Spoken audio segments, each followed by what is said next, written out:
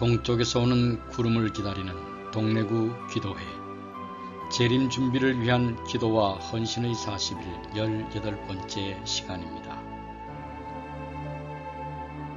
예수님은 왜 속히 오시지 않는 것일까요?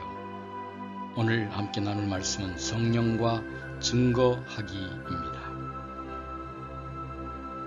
재림 교인들은 오랫동안 예수님의 다시 오심을 기다리며 기도해 왔습니다.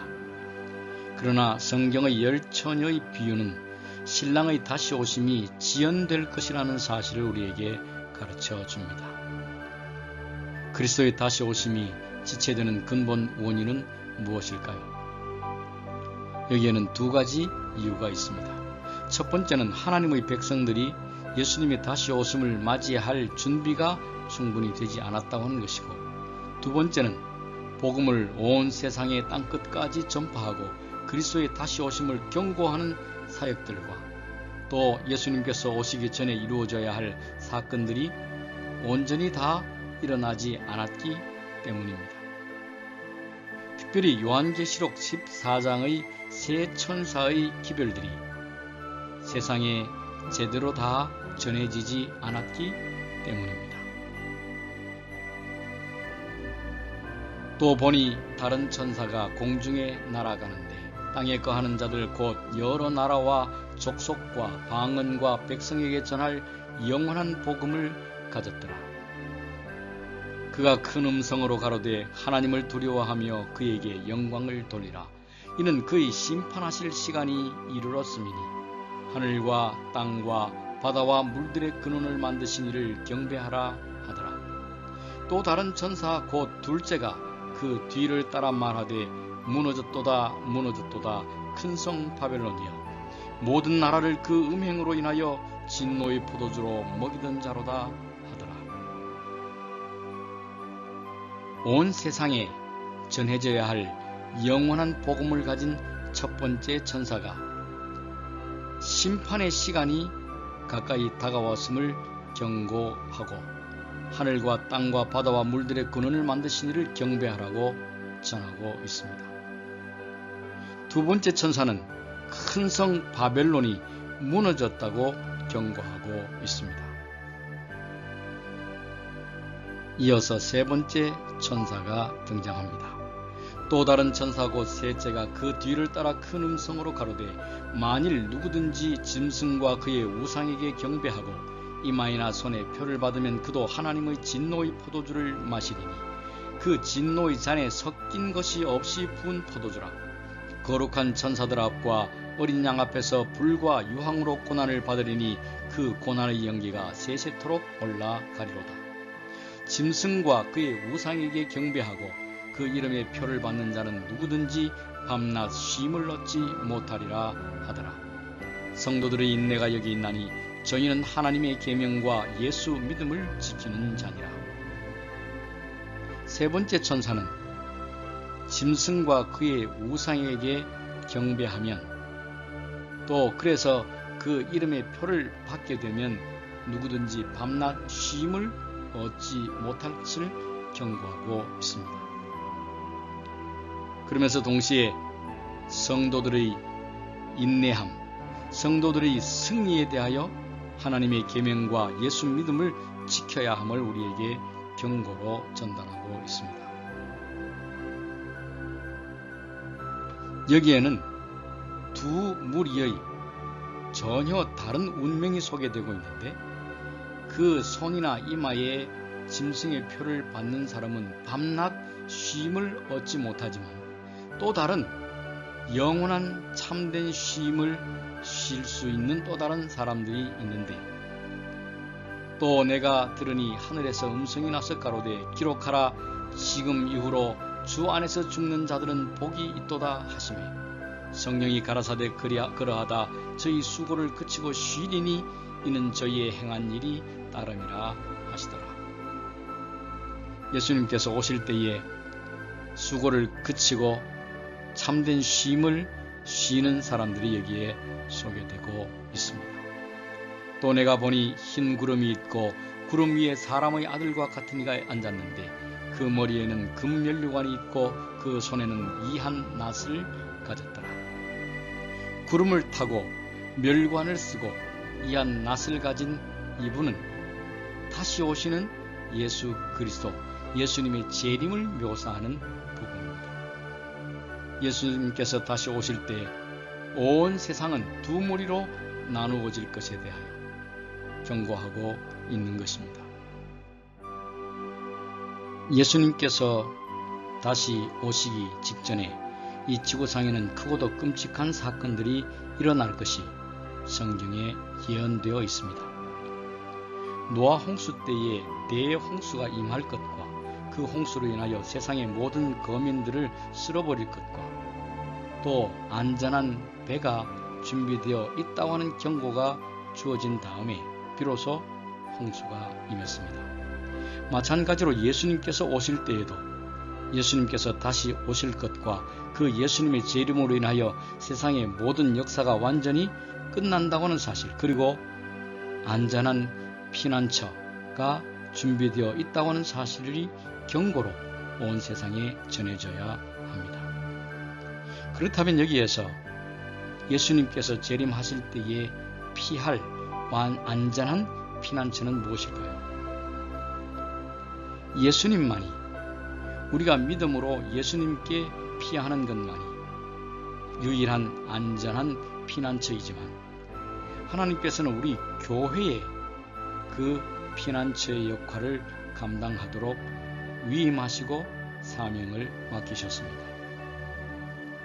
세상을 향하여 또 희망이 없는 사람들을 향하여 교회는 더 따뜻하고 생명을 전달하고 소망을 보여주는 살아있는 피난처의 역할을 감당해야 합니다. 노아 홍수의 때에 세상에 외쳐진 가장 엄숙한 노아의 기별을 그리스도께서는 어떻게 전하셨습니까? 베드로전서에 그 답이 나와 있습니다.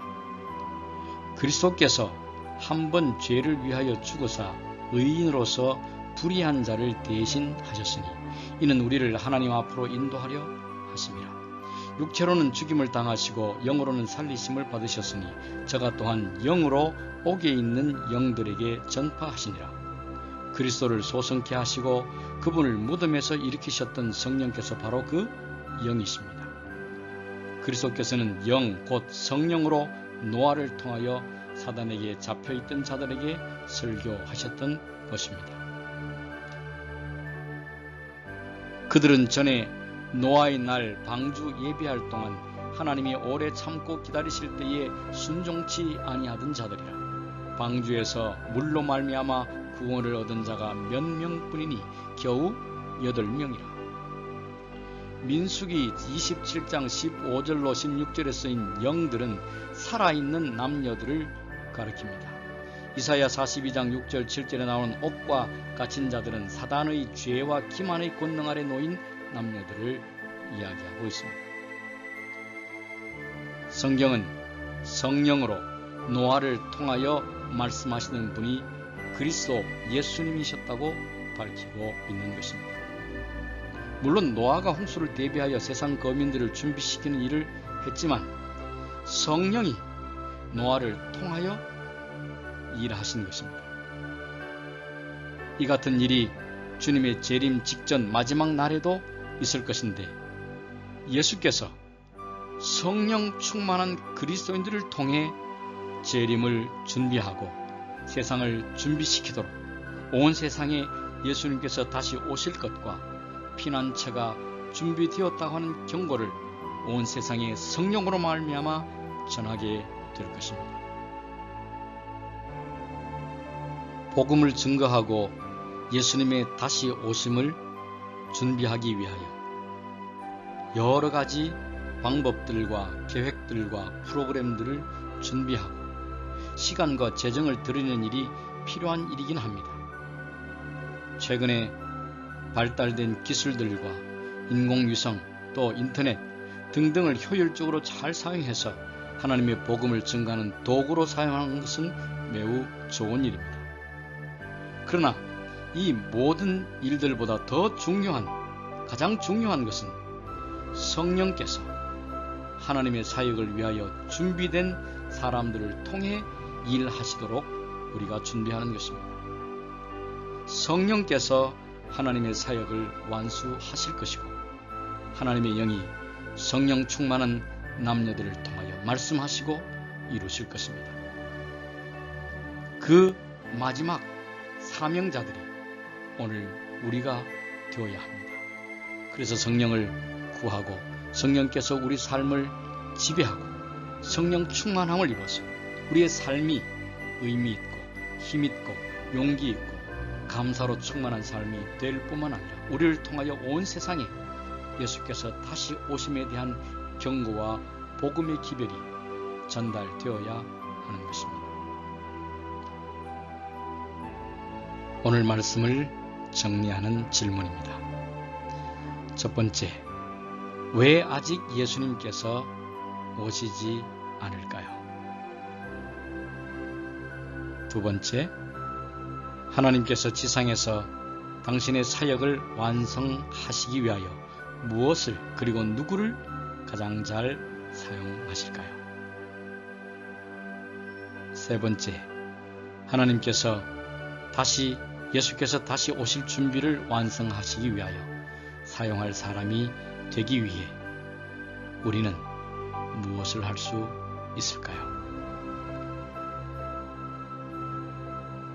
이제 다음 제목으로 또 기도한 다음에 우리 믿음의 동력자들과 함께 기도하며 오늘 배운 바와 결심한 바를 나누어 보시기를 바랍니다. 하나님께서 계속하여 우리가 성령과 함께 거하며 예수님과 더 가까이 걷도록 이끌어 주시기를, 또 노아를 통하여 하셨던 것처럼 하나님께서 성령으로 우리를 통해 천국 복음을 증거하시기를.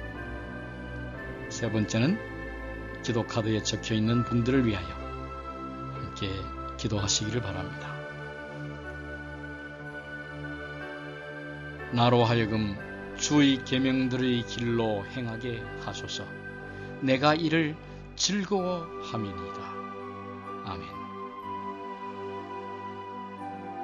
성령 충만한 가운데서 우리가 예수님 안에서 재림을 맞이할 준비가 되므로 우리가 성령을 통해 세상을 향해 복음을 증거하는 사람들이 되도록 해주시고, 또 교회가 피난처로 준비되기를, 따뜻하고 또 생명이 있고 사랑이 넘치는 교회로 준비될 수 있도록 함께 기도하는 시간입니다. 오늘도 성령 안에서 승리하시기를 축원합니다.